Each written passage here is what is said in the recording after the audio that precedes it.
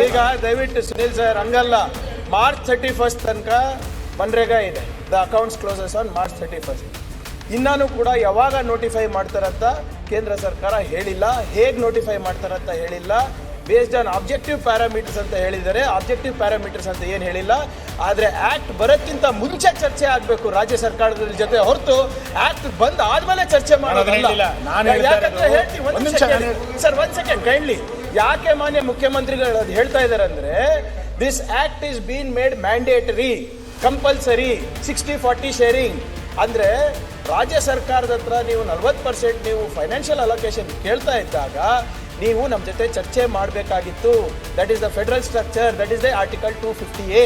ಚರ್ಚೆ ಮಾಡಿಲ್ಲ, ಕನ್ಸಲ್ಟೇಷನ್ ಆಗಿಲ್ಲ. ನಮ್ಮ ದುಡ್ಡು ನಿಮ್ಮ ಕೇಂದ್ರ ಸರ್ಕಾರ ಪುರಸ್ಕೃತ ಕಾರ್ಯಕ್ರಮಕ್ಕೆ ಬೇಕು ಅಂತ ನಮಗೆಲ್ಲೂ ಕೂಡ ಪತ್ರದಲ್ಲೂ ಹೇಳಿಲ್ಲ, ನಮ್ಮ ಚರ್ಚೆನೂ ಮಾಡಿಲ್ಲ. How can they take? And ಎಲ್ಲ ಆದಮೇಲೆ ನೀವು ನಮಗೆ ಚರ್ಚೆ ಕರಿತೀರಾ? ನೀವು ಆ್ಯಕ್ಟ್ ಮಾಡಿದ್ದೀರಾ, 48 ತಾಸಲ್ಲಿ ಲೋಕಸಭಾ ರಾಜ್ಯಸಭಾದಲ್ಲಿ ಪಾಸ್ ಮಾಡಿಸ್ಬಿಟ್ಟು ಪ್ರೆಸಿಡೆಂಟ್ ಅವರ ಅಸೆಂಟ್ ಕೊಡ್ತೀರಾ? ಯಾರ ಜೊತೆ ಚರ್ಚೆ ಮಾಡಿದ್ದೀರಾ? ಆಮೇಲೆ ನೋಟಿಫಿಕೇಶನ್ ಏನಂತ ಆಗುತ್ತೆ? ಆಕ್ಟ್ ಅನುಮೋದನೆ ಆಗಿದೆಯಾ? ಪ್ರೆಸಿಡೆಂಟ್ ಅವ್ರ ಅಸೆಂಟ್ ಆದ್ಮೇಲೆ ಆಯ್ತಲ್ಲ ಸರ್, ನೋಟಿಫಿಕೇಶನ್ ಬಾಕಿ ಇರೋದು ಸ್ಟೇಟ್ಸ್ ಜೊತೆ ಚರ್ಚೆ ಮಾಡೋದು.